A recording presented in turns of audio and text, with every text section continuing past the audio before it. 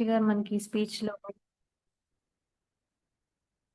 Meditation గురించి చెప్తున్నారు. Meditation యొక్క ఇంపార్టెన్స్ గురించి, మెడిటేషన్‌లో లోతుల్లోకి ఎందుకెళ్ళాలి అనే దాని గురించి మనకి శ్రీ మాతాజీ గారు ఈ స్పీచ్‌లో వివరించారు. మనం ఆ లోతుని అందుకోవాలంట. అది చాలా ఇంపార్టెంట్. ఇప్పుడు మనం అందరం సామూహికతలోకెళ్తాము. అందరం చక్కగా ఎంజాయ్ జేస్తాము. మంచిగా భజనలు పాడుకుంటాము. మ్యూజిక్ వింటాము. మళ్ళీ అందరం ఒకళ్ళనొకళ్ళని ప్రెజెన్స్‌ని ఆనందిస్తాము. సామూహికతను ఆనందిస్తాము. కానీ అదొక్కటే సరిపోదు. మనం ధ్యానంలో లోతుల్లోకి వెళ్ళాలి అని శ్రీ మాతాజీ గారు చెప్తున్నారు. దీనివల్ల మనం ఒక్కొక్కసారి కొంతమందంటారు, "శ్రీ మాతాజీ మేము హ్యాపీగున్నాము. మేమంతా బావున్నాము. చక్కగా మెడిటేషన్ చేసుకుంటాం. అంతా బావుంది మాకు" అని అనుకుంటారు. ఇంకెందుకు అని ఈ ధ్యానం ఇంతవరకు చేసుకుంటున్నాం గదా! ఇది చాలు గదా! అని అనుకుంటారు. కానీ అది కాదు. మనం ఇంకా లోతుల్లోకెళ్ళాలని శ్రీ మాతాజీ గారు చెప్తున్నారు. మన లోపల సూక్ష్మాతి సూక్ష్మంగా ఒక స్థితి ఉంది. ఆ స్థితిని మనం అందుకోవాలి. ఒక అంతర్గత సారం ఉంది. దాన్ని ఎసెన్స్ అని అంటున్నారు శ్రీ మాతాజీ గారు. ఎప్పుడైతే మనం ఆ యొక్క సారాన్ని అందుకోగలుగుతామో, ఆ లో ఆ లోతుల్లో అందుకోగలుగుతామో, అప్పుడు మనము ఈ సృష్టి యొక్క ఎలిమెంట్స్ పంచభూతాలన్నీ కూడా మనతో పాటు మనకు అనుకూలంగా ఉంటాయని చెప్తున్నారు. అక్కడ ఒక ఎగ్జాంపుల్ మదర్ ఏం చెప్పారంటే, అప్పుడు పూజ మెడిటేషన్ జరిగినప్పుడు సడెన్‌గా వర్షం పడింది. కానీ మన లోతుని ఆ వర్షం గూడా అర్థం చేసుకొని ఆనందంతో ఒక వర్షాన్ని కురిపించింది. అట్లాగే మనం ఒక క్యాండిల్ ఎలిగిచ్చి మన యొక్క ఫింగర్ క్యాండిల్ ముందు పెట్టినప్పుడు, మన చెయ్యి పెట్టినప్పుడు మనం చూస్తాం. ఒక్కొక్కసారి అది అటు ఇటు కదిలిపోతూ ఉంటది. లేతే నల్లగా పొగొస్తూ ఉంటది. లేకపోతే స్థిరంగా వెలుగుతూ ఉంటది. అది మన యొక్క స్థితిని తెలియపరుస్తుంది. అంటే ఈ ఎలిమెంట్స్ అన్నీ కూడా మనతో పాటు ఉంటాయని చెప్తున్నారు శ్రీ మాతాజీ గారు. అంటే ఒక ఎఫెక్ట్ అనేది వాటన్నిటి మీద ఉంటది. మన యొక్క స్థితి ఎప్పుడైతే లోతుగా వెళ్తుందో.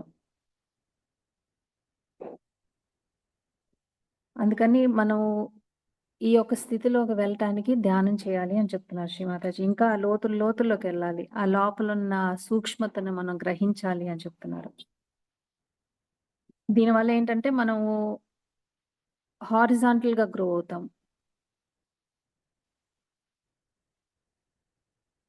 మనం ఎప్పుడైతే ఇప్పుడు ఇక్కడ ఒక ఎగ్జాంపుల్ చెప్పారు శ్రీ మాతాజీ గారు. మామూలుగా రేడియో వింటాం గదా! అంటే ఆ రేడియో నుంచి ఒక శబ్దం అనేది వస్తుంది. అది వేవ్స్ ద్వారా వస్తుంది. ఈ వేవ్స్ ఎక్కడ ఫ్లో అవుతాయి అంటే ఈథర్‌లో అంటే వాయువులో ఫ్లో అవుతుంది. అవి అట్లా స్ప్రెడ్ అయ్యి అందరూ వినగలుగుతారు. మనము ఒక్కొక్కసారి మనం ఇక్కడుండి ధ్యానం చేసి బంధనిస్తాం. అది ఎక్కడికో వెళ్తుంది ఆ బంధం యొక్క ఎఫెక్ట్. ఇదంతా కూడా ఈ ఎలిమెంట్స్ ద్వారానే జరుగుతుంది. వాయువు అనే ఎలిమెంట్ ద్వారా జరుగుతుంది. ఇప్పుడేంటి సైన్స్ ద్వారా మనం మన మైండ్ ఒక లెవెల్ వరకు మనము అర్థం చేసుకోగలుగుతాం. ఆ సూక్ష్మతని సైన్స్‌తో. కానీ దాన్ని మించి అతీతంగా మనం ధ్యానంలో ఇంకా లోతుల్లోకి వెళ్ళాలి అని చెప్తున్నారు. అప్పుడు ఈ యొక్క ఎఫెక్ట్స్ అన్నీ కూడా మనం గ్రహించగలుగుతాము. మనం చూడగలుగుతాము. మనకి అనుకూలంగా ఇవన్నీ కూడా పనిచేస్తూ ఉంటాయి. దీనికి ఎగ్జాంపుల్ ఏం చెప్పారంటే శ్రీ మాతాజీ గారు మిరాకిల్ ఫోటోస్ అవన్నీ చూసాం గదా! మదర్ తలలో నుంచి లైట్ వెళ్ళటము, లేకపోతే అక్కడక్కడ వెలుతురనేది కనపడటము. ఇదంతా విష్ణు మాయ యొక్క పని. ఇంకోటి శ్రీ మాతాజీ గారు ఇక్కడ ఎగ్జాంపుల్ ఏం చెప్పారంటే స్విట్జర్లాండ్‌లో సహయోగులందరూ కలిసి సామూహికంగా మదర్‌కి ఒక క్రౌన్ కిరీటాన్ని గిఫ్ట్‌గా ఇచ్చారంట. ఆ సమయంలోనే ఆకాశంలో అదే ఆహ్, ఆకారం అనేది ఏర్పడిందంట. అక్కడ గూడా ఆ పని గూడా విష్ణుమాయ యొక్క పని అన్నమాట. అంటే ఎప్పుడైతే మనం ఆ యొక్క సూక్ష్మ స్థితి అందుకుంటామో, ఆ లోతులు అందుకుంటామో, అప్పుడు మన కొరకు దేవతలు గూడా పని చేస్తూ ఉంటారంట. వాళ్ళకి అది చాలా ఆనందాన్నిస్తది. అప్పుడు వాళ్ళు మనలో గుండా పని చేయటం మొదలుపెడతారు. ఇంకోటి శ్రీ మాతాజీ గారు ఏం చెప్తున్నారంటే, మనల్ని మనం జాగ్రత్తగా కాపాడుకోవాలి. జాగ్రత్తగా ఉండాలి. దానికోసం శ్రీ మాతాజీ గారు మనకి ఎప్పుడు చెప్తారు. ముక్కుల్లో ఆవు నెయ్యి వేసుకోమని. అట్లా మనం చేయకపోతే గనక శ్రీ మాతాజీ ఆ ఇబ్బంది శ్రీ మాతాజీ గారికి కలుగుతుందంట. అంటే ఆ ప్రాబ్లమ్స్ అన్నీ గూడా శ్రీ మాతాజీ గారు అబ్సార్బ్ చేసుకుంటారంట. కాబట్టి ఇవన్నీ కూడా మనం పాటించాలి. శ్రీ మాతాజీ గారు చెప్పిన ప్రతి అంశాన్ని మనం పాటిస్తూ, ధ్యానం చేస్తూ ఆ లోతుల్లోకి వెళ్ళగలం అంటున్నారు. ఎప్పుడైతే మనం ఆ లోతులు అందుకుంటామో, మనం చిత్తం ఎక్కడైతే పెడతామో, అక్కడ ఆ పని అనేది జరిగిపోతూ ఉంటది. ఆ ప్రాబ్లమ్ అనేది కూడా సాల్వ్ అయిపోతూ ఉంటది అని అంటున్నారు మదర్. అటువంటి స్థితికి మనం అందరం చేరుకోవాలంట.